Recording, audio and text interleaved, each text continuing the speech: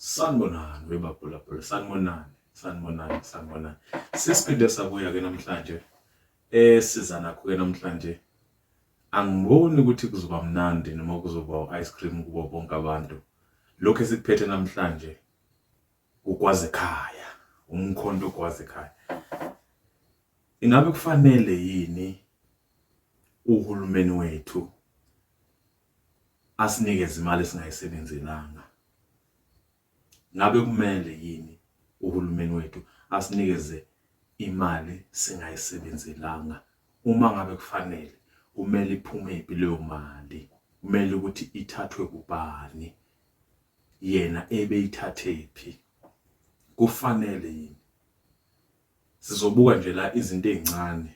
Kakhulukazi ngizothanda nje uqale ngibuke imali eholwa ogogo, impesheni. La eGoli ke uzobezwa bekubiza ngomdende. Imali ke le eholwa ogogo uma ngabe sebethatha imhlala phansi isikhathi esiningi semisebenzi bebeyenza. Leyo mali uma ngabe ungayithatha uyibuke, kukhona la ongayithatha uyisuse khona ube nomsuka wayo.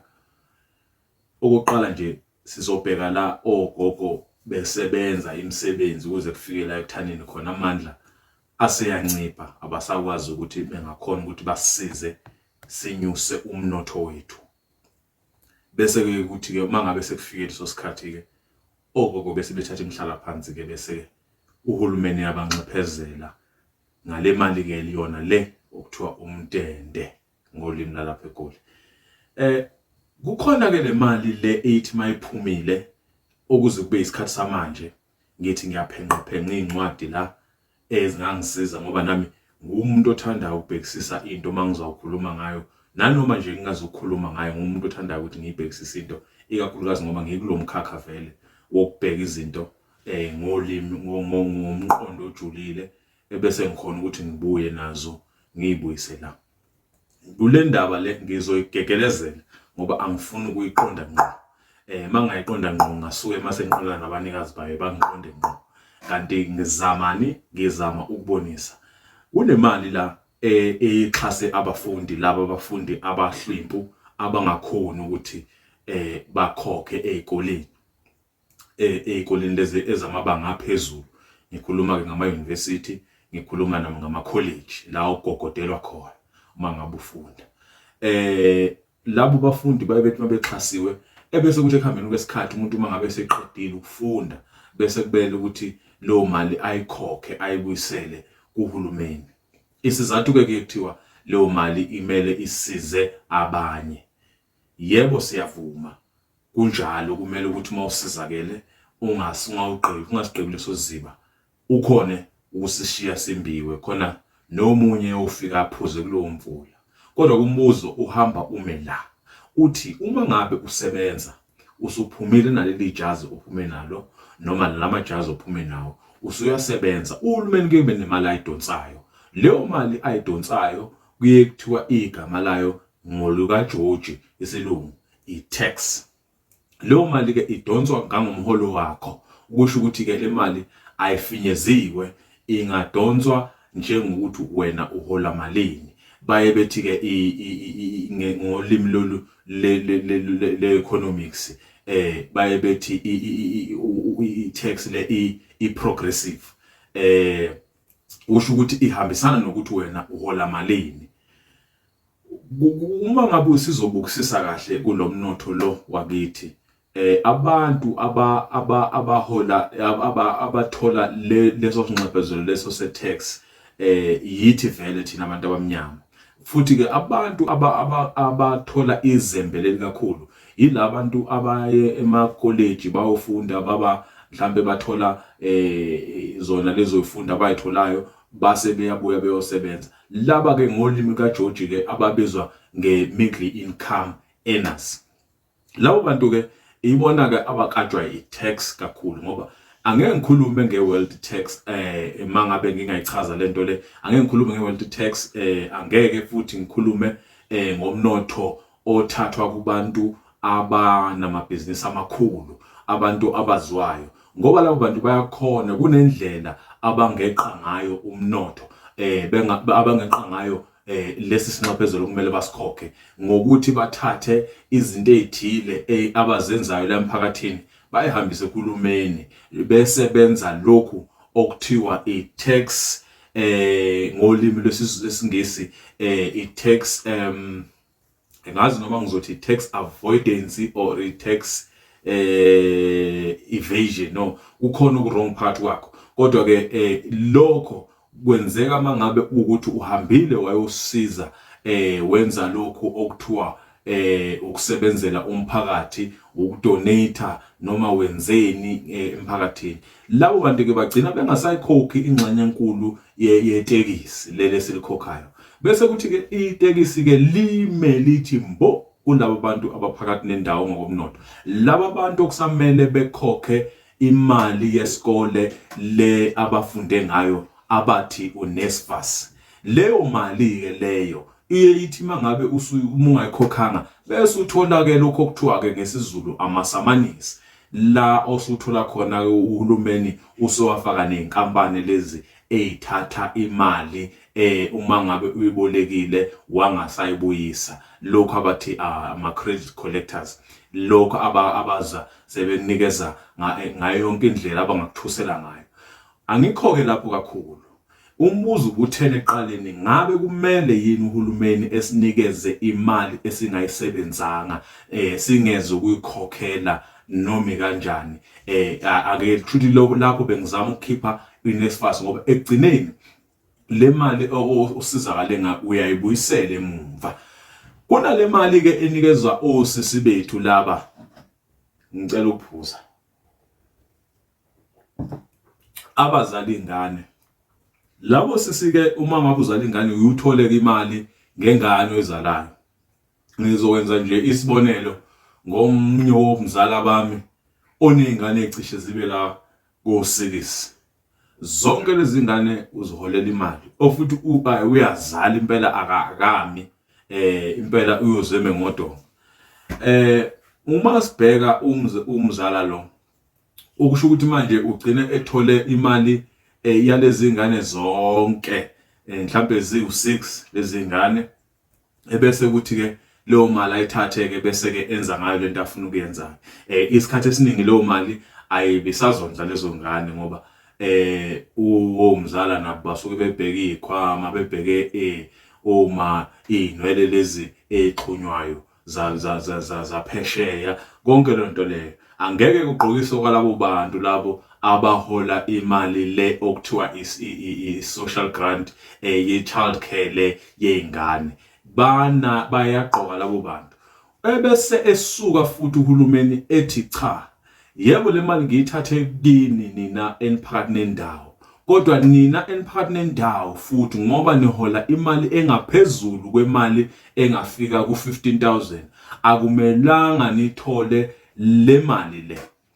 Ake sibaleke lo muntu lo we-middle income earners, lo ohambe wayohlala edeskini noma lo ohambe wayofundela umshini othize ukuthi awu drive, awu control noma enzeni noma ikuphi, akusibo kuphela abaye ema-university.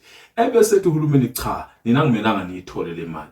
Ngapha esayidini iyakubamba iNSFAS, ngapha uhlala efletini okumele ukhokhele, ngapha eyakhe ingane oyizalile engabe iphila kahle ngalo 300 noma ngalo 400 lo osuthathiwe kuwena, ayikhoni futhi ukuthi ihambe yona yokhangeza kulo 300. Bese kuthi kunabantu abahlalele ukuthi bona bazohlezi benza izingane, hayi nje kuphela abantu besimame, nezinsizwa ezizala ngambili, ezizala ngantathu, izingane ezinsizwa nje impela engenankinga, engakhona ukuzalisa intombi benhlanu ngesikhathi esisodwa, izingane isha ephansi ilandelana, wena wabona amalukuzana amatshwele enkunku.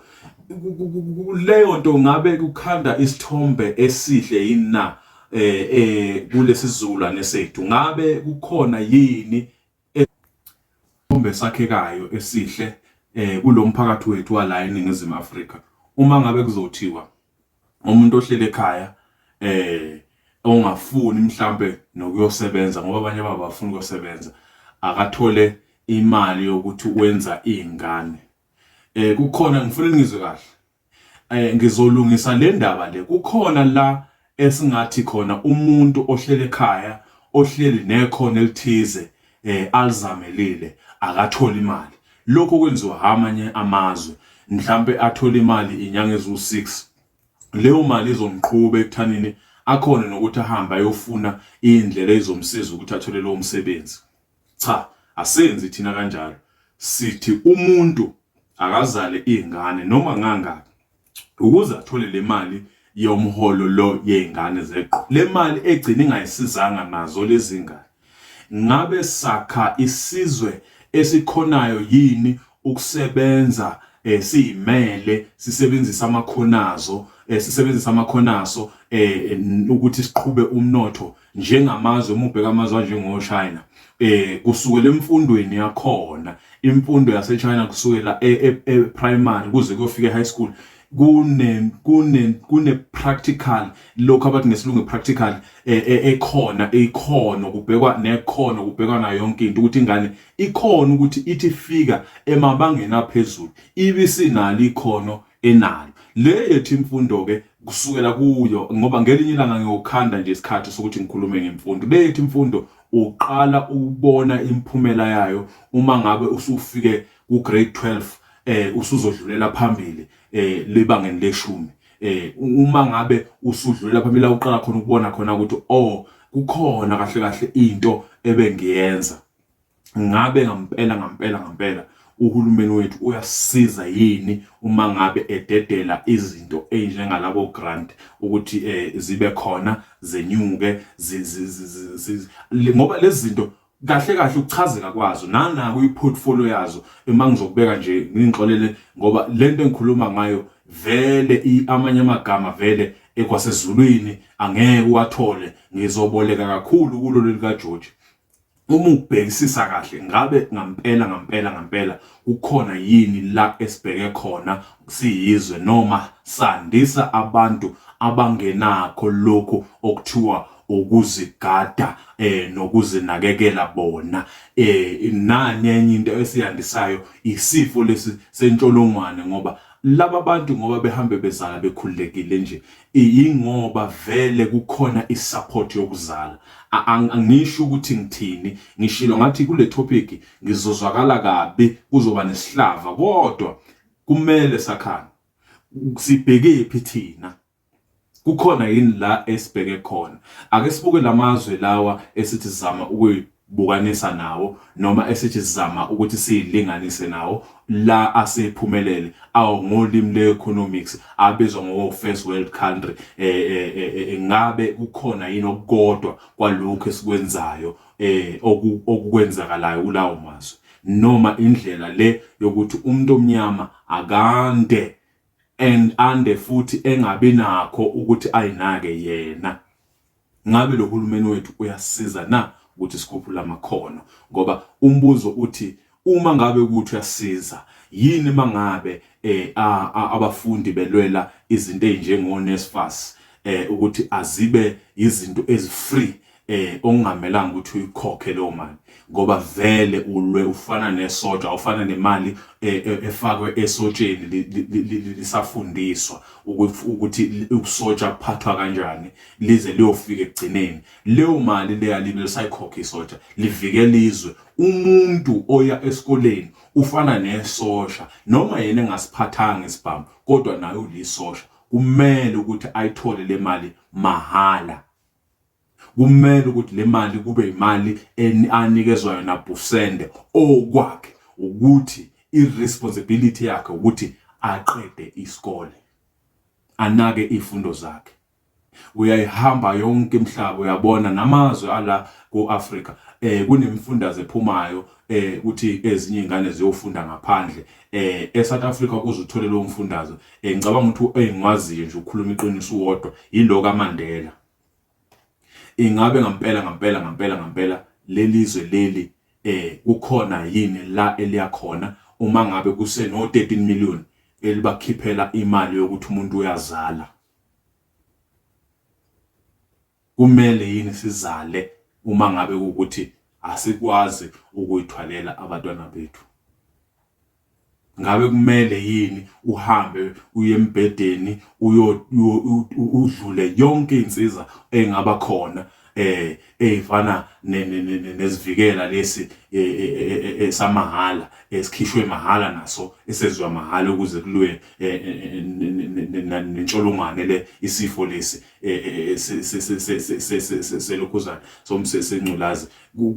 Ngabe kumele yini udlule lokho uphinde udluleke mawukuthi usufikile lapho uphinde udlule izinsiza lezi ezinye ezifana no morning after pill uphinde futhi usuke lapho udluleke ukuthi uyosihushula ngoba phela nokusihushula lokho uhulumeni useyakubeka ngoba ezama khona ukuthi elwe nalezi zingane eziza kuthiwa mina anginayo indlela yokuthi ngiyiphilise bengingayihlelele lengane.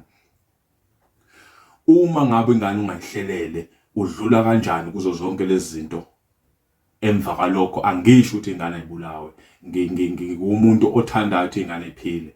Emva kwalokho bese ulindele ukuthi umuntu ovuka ekseni emsebenzini ashiye owakhe unkosikazi yena noma ahlukane nowakhe unkosikazi ebusika nehlobo, ahlukane nowakhe unkosikazi aphinde uthathwe leyo mali ayisebenzile izokhokhela wena ukuthi wena usukhande ingane ngoba igama lithi kuzama ukuvikela ingane ngoba ingane ingenacala. Ngabe kumele yini kube njalo? Ngizoyishiya lapho ke le ndaba eyithebeni bakwethu, angizukwanda kakhulu ngoba manganda kakhulu ngizawugcina sengikhonjwe ngamagama sekuthiwa lo muntu unje. Cha, umbuzo lo engibuzayo ngibuza nje kuwo wonke umuntu umuntu nomuntu unendlela yakhe angaphawula ngayo. Nisizeni ke ngani zakwethu niciphize ibhathini leli lika subscribe lapha elibomvu bese niya like niphinde nicommente kakhulukazi uma ngabe uthintekile ngoba sakha isizwe la. Ngiyabonga.